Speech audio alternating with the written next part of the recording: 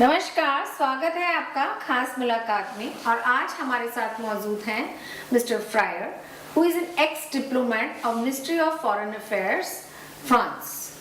Sir, आपका बहुत-बहुत स्वागत है। You're most welcome to our news channel. And please, so you address our viewers as to what are the various assignments you have handled in your career of spanning more than 40 years. Yes, I have been appointed mainly in Africa and Indian Ocean. I am considered as an Indian Ocean specialist. I have been involved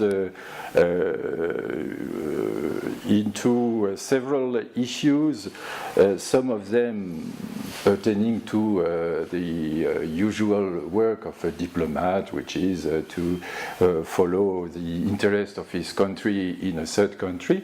But I have also been involved in multilateral affairs, namely forest and oceans. My last appointment was as a deputy ambassador for Indian Ocean and Caribbean Antilles. Now, sir, what is the meaning of Deputy Ambassador of Indian Ocean? Indian Ocean, I'm not really very clear on the concept of you being an ambassador of Indian Ocean. अभी तक जो हम सब अभी तक समझ पाए हैं कि एम्बेसडर एक कंट्री का पॉइंट होता है, राइट? तो हम मिस्टर फ्रायर से ये जानना चाहेंगे कि ये एम्बेसडर या deputy ambassador of Indian Ocean का क्या मतलब है? Sir, please tell us our viewers as to what you mean when you call yourself deputy ambassador of Indian Ocean. Deputy Ambassador of France for cooperation among states in the Indian Ocean. So that is the exact title. Could you just elaborate more on this, because I'm still not very clear as to what exactly do you mean on that? Okay. France has got a few islands in the Indian Oceans or in other seas that are part of its territories but very far from Paris. We need to have a special relation with independent countries close to those islands when we are talking about Réunion or when we are talking about Mayotte, which are French territories. We are talking of a small part of France close to independent countries such as Seychelles, Mauritius, Madagascar. And we need to have a special relation between that part of France and those independent countries. And this is why we have a special ambassador dealing with these issues of relation between our overseas territories and independent states. I was deputy ambassador for two of these regions. The one is Indian Ocean and the other one is Caribbean. We have a third ambassador for Pacific region. You are a separate ambassador for Pacific region of the Pacific Ocean, right? Yeah, we have three ambassadors. Three ambassadors dealing with that specific issue. One for Pacific, one for Indian Ocean, and one for Caribbean. Caribbean. Caribbean covers? Antilles, like Guadeloupe, Martinique, you know, by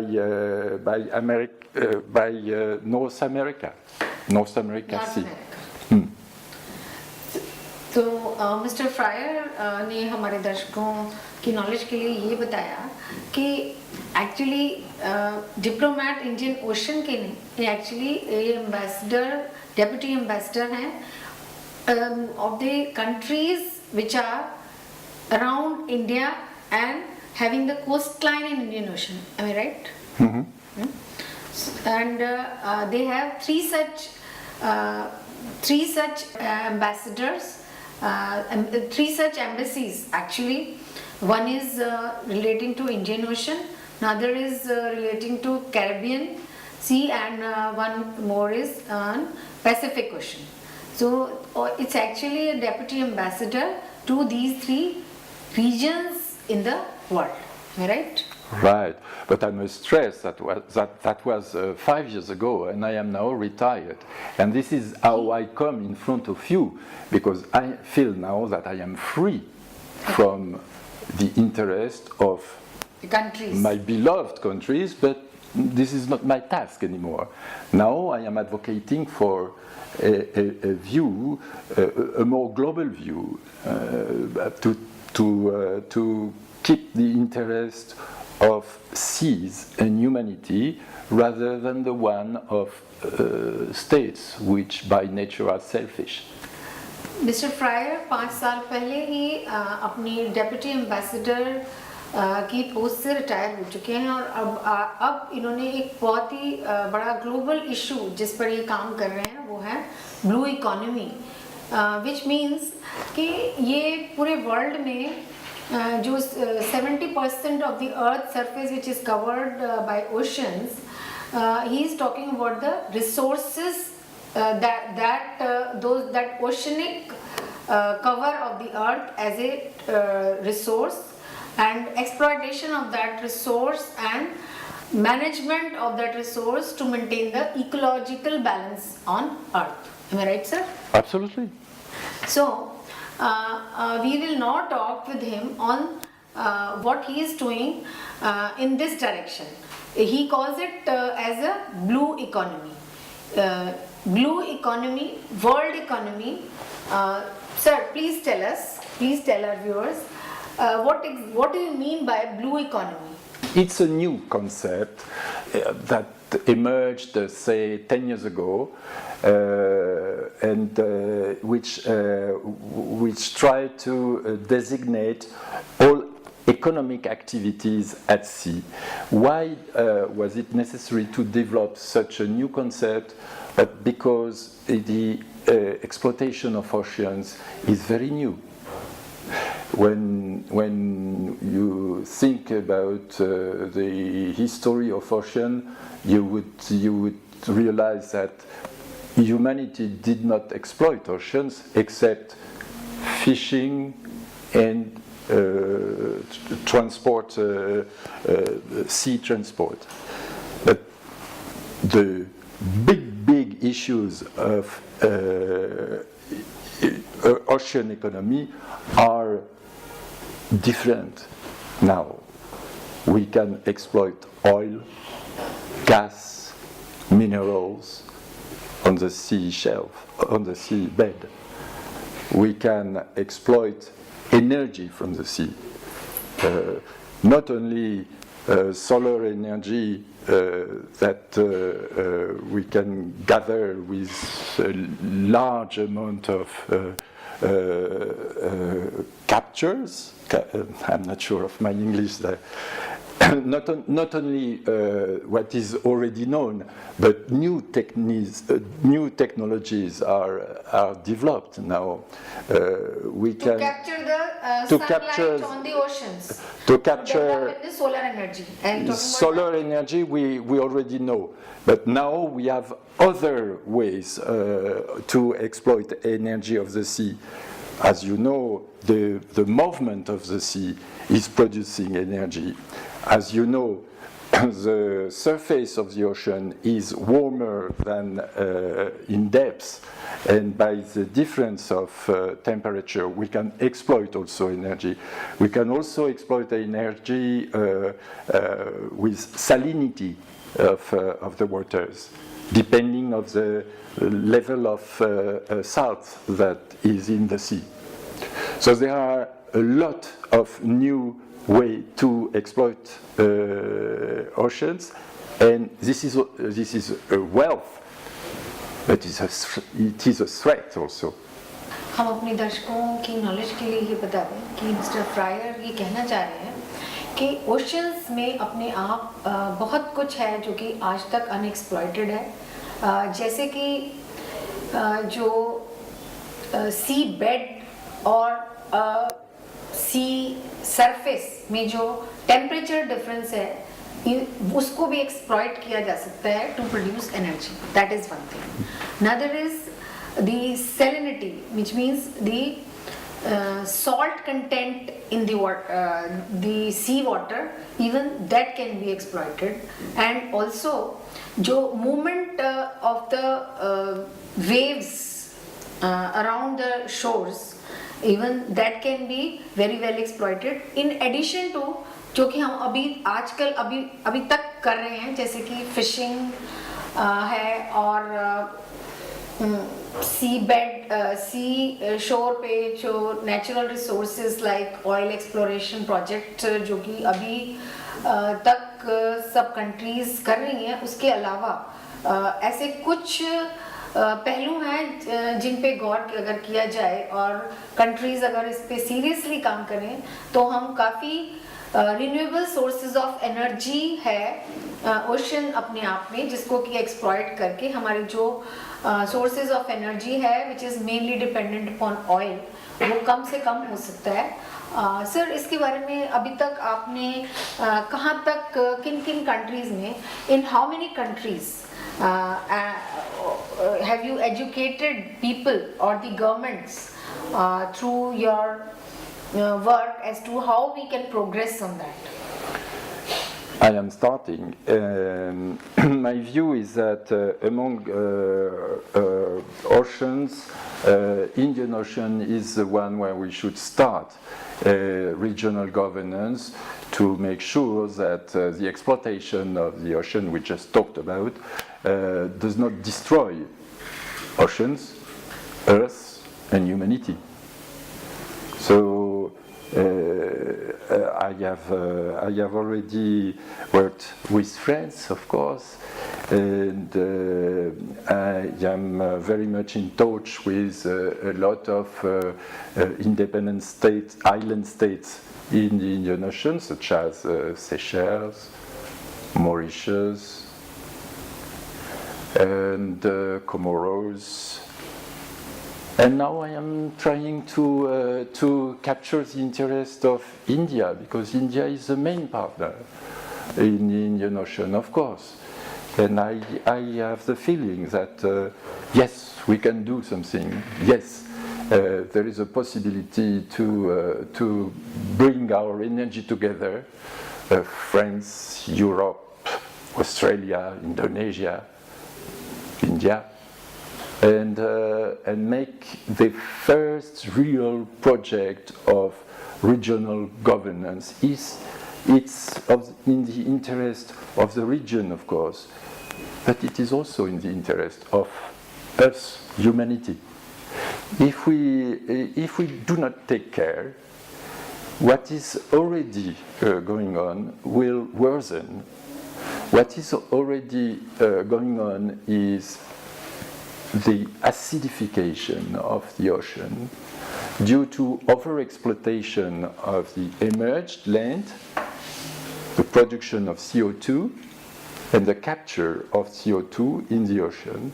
It is a good thing for atmosphere, but the process is now so advanced that the ocean is to acidification of oceanic water.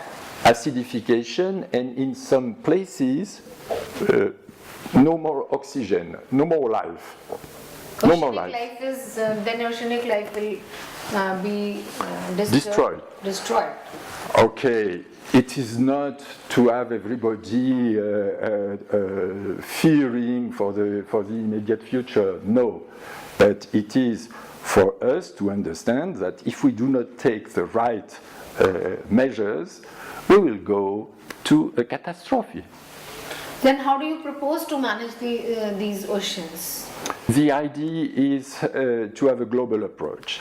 The idea is to put all energies together in order to exploit properly the ocean without pollution, without... What is this properly? What are you advocating?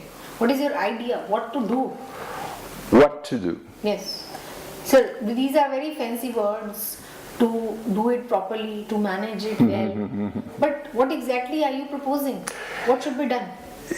Well, we should through the regional bodies in charge adopt policies for exploitation, for a right exploitation, for a durable exploitation of the ocean. It is not for each country to decide what he will do with his fish, with his seabed, etc., just because he has got an exclusive right of exploitation. We have to have rules. We have to implement Here rules. I would like to interrupt. Mm-hmm. When we talk about sea, actually we are talking about coastlines and the frontiers up to some nautical miles, if I'm not wrong. That's how it is termed. So, by that measure, we have only covered almost, only 40% of the total oceanic area, right? So the 60% is still open and available to any of the countries. So, are you talking about management of this 40% or the entire 100% or that balance 60%? First of all, let us be clear on that. Yeah. What are you addressing? What is your object of management? Whether it is the frontiers of the country or the entire sea on the earth as a whole. If you are talking about entire sea on the earth as a whole, then first we have to arrive at a consensus whether have they already managed their own frontiers, water frontiers, then only they can think upon any further issues. So first I think what we should do is, we should first consider that they should first learn how to manage these resources, this water resource, as in their own frontiers first. Or what is your idea? Sir, please carry. Okay, let's put it this way. So it's a very, very large issue. It's a very difficult issue. It's difficult to answer with a few sentences. I must remind you that humanity exploited emerged land over a period of 5,000 years and shared everything. And we are now in the mess that you know with this climate change process. Global warming. It's global warming. It's only 20 years ago that nations decided to start the exploitation of the ocean by sharing, in fact, you're right, approximately 40% of the total surface of waters. These waters being 70% of the total surface of Earth. By this, you understand that it took 5,000 years to share emerged land, and we are now trying to share the same amount of surface in the seas. So that's a very big issue. What has been decided 20 years ago is to allocate special rights to coastal countries. It doesn't mean that their territory, their maritime territory is broadened. No, they receive exclusive rights, exclusive economic rights on a portion of the sea. It can go up to 700 kilometers at sea. But generally speaking, we are talking about 200 miles portion of sea that are allocated to states. Sir, I pardon for interrupting you here. Let us take a small break and then we restart from here. Right? तो अब रुकते हैं छोटे से break के लिए. देखते रहिए A2Z.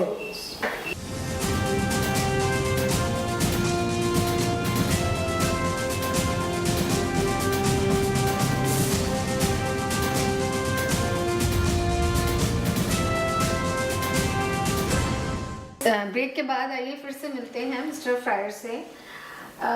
उनसे कुछ और बातें करने से पहले अपने दर्शकों के लिए ये बता दें कि ये बात कर रहे हैं जैसे कि अभी तक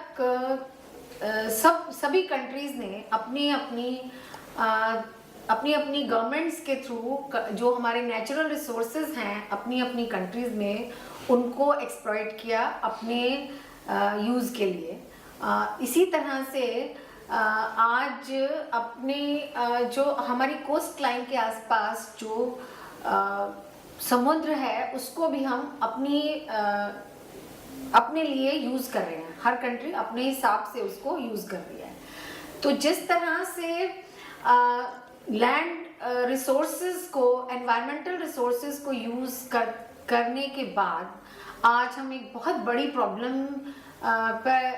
में आ खड़े हुए हैं जिसको कि ग्लोबल वार्मिंग कहा जा रहा है, जिसका कि मतलब ये है कि जो एनवायरनमेंट में जो रिसोर्सेज हैं जैसे कि land air water, land air and also the water around us, उसको हमने इस तरह से यूज़ किया कि आज हमारे पेड़ कम हैं और गर्मी ज़्यादा है, पानी कम है। तो इन सब वजह से इंसान एक ऐसी स्थिति में है कि किसी भी तरह की कैलामिटी कभी भी वो उसके सामने आ सकती है। तो इसी तरह से मिस्टर फ्रायर का कहना है कि अभी तक हम ऐसी किसी उस पर आपदा पर नहीं पहुंचे हैं जिसको कि अगर आज हम ये मान लें कि जो हमारी कोस्ट लाइन्स के पास जो पानी है, समुद्र है, उसको भी हम अपने तरीके से अगर यूज़ करते रहे तो उसमें भी कुछ डेंजर्स हैं, जैसे कि acidification of ocean water. Acidification of ocean water का मतलब कि समुद्र का पानी को कुछ इस तरह से यूज़ किया जा रहा है कि उसमें कार्बन डाइऑक्साइड का लेवल एक ऐसी लेवल तक पहुंच गया है जहां पर कि जो उसमें पाए जाने वाले जीव जंतु हैं वो मर रहे हैं और जो उसके आसपास का जो एटमॉस्फेयर है उसमें भी कार्बन डाइऑक्साइड इतनी ज़्यादा है कि जो कोस्ट लाइन के आसपास की जो आबादी है धीरे धीरे वो एक उस हद तक पहुंच जाएगा कि वो हम इंसानों को वहाँ पे रहना मुश्किल हो सकता है। उसके अलावा और भी कई बातें हैं जो अगर सभी कंट्रीज अपनी मनमानी करती रहीं तो हमें ग्लोबल वार्मिंग जैसा ओशनिक वार्मिंग या और किसी और खतरे तक ना पहुँचे, उसके लिए ज़रूरी है oceanic management. Am I right, sir? This is what you are saying, that all the countries should get together to do a oceanic management. Not all the countries. All the countries in a region, all the countries in charge of having the coastlines. Having the coastlines. Yes. Yeah. So my plea is for a regional governance of Indian Ocean. Okay. So how do you propose that we should be doing that? This is diplomacy. This is blue diplomacy now. We are not talking about a selfish way to pursue the interest of a nation. No, we are now trying to have a view of the humanity interest. And the humanity interest... So are you telling people not to do fishing? No, not at all, not at all. Or not to explore the natural resources around the sea? Near the coastlines? To exploit with reason, with knowledge, and fish, but not overfishing. 7 species of fish have disappeared. Disappeared because of overfishing. So it is necessary to adopt rules, and not only rules, but also to implement these rules, and this is costly. If you want to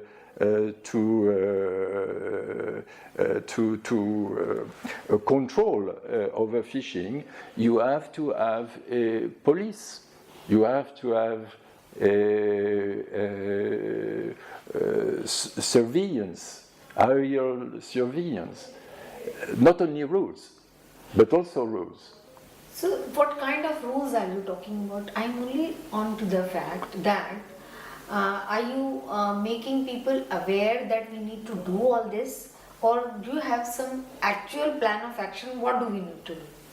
There are two different there exist, of course, a lot of policies underway. Some policies are implemented by United Nations appeal to nations that have received the benefit of exclusive economic rights on water to protect some areas. This policy is very much advanced, and year by year we hear of initiatives in that area. For example, in the Antarctic, last year was decided to open the most important, the largest protected area. It is in the Mer de Ross Sea. For example, again, Australia has announced a very big protected areas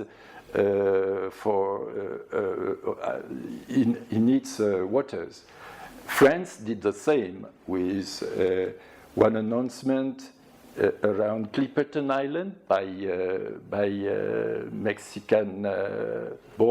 Mexican shores. We have also announced a very, very large protected area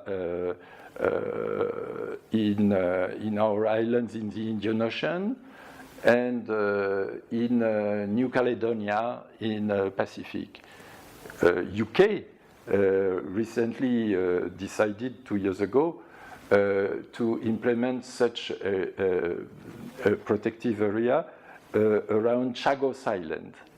In the meantime, they lend one of these islands to US, and it is not specifically for protection of the fish, but rather a base, a military base.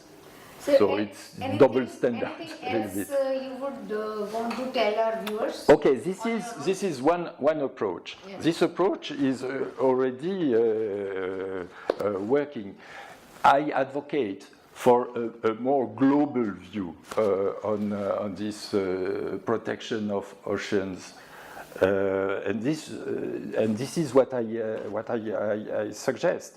We adopt as a policy governance of the ocean, and this would mean that if we take Indian Ocean, India, Indonesia, Australia, France, UK, Seychelles, Mauritius, South Africa, they all go together and edict rules and ways to implement those rules in order to exploit oceans, yes, but with durability in mind.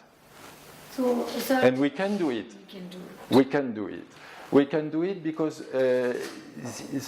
what is nice about this Indian Ocean subject is that we have two regional bodies that could well be partners. And these two bodies are one in the southwestern part of Indian Ocean, where Madagascar, Seychelles, Comoros, Mauritius are situated, and it is called COI, Indian Ocean Commission. The other body is larger, and India is a member, an important member of, and it is Indian Ocean Rim. And this regional body is dealing with all of the ocean. Now, when I say that we should work with these two regional bodies, it's because when you watch more precisely to Indian Ocean, you would see that there are two parts: the southwestern part and the northeast part. Northeast part is this part of the sea where India has its own economical zone. Southwest is this part of ocean where all the countries I mentioned are having their waters. Now, if you watch to the map, you would see that in the southwest countries, due to the fact that independent countries are islands, independent countries, island states, I'm sorry for my English, are sharing all of this part of the ocean. All of this part of the ocean is EEZ, economical zone, exclusive economical zone, whereas the other part, where India has got its own economical zone, exclusive economical zone, is partly deep sea, and it's different. In one case, where IOC is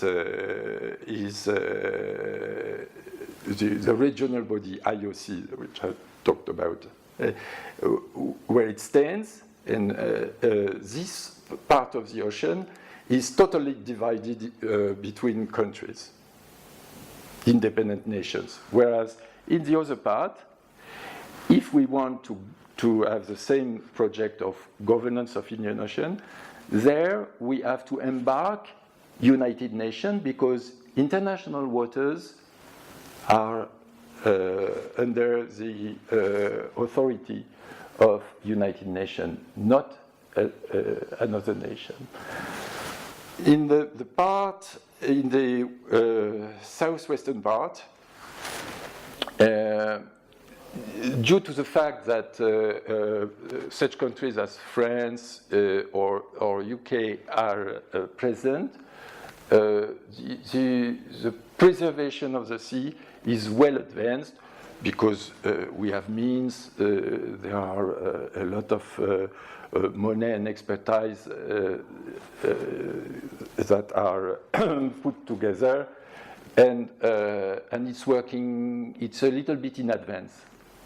In the other part, it is for India, possibly, or other nations, but mainly India, to take an initiative with United Nations.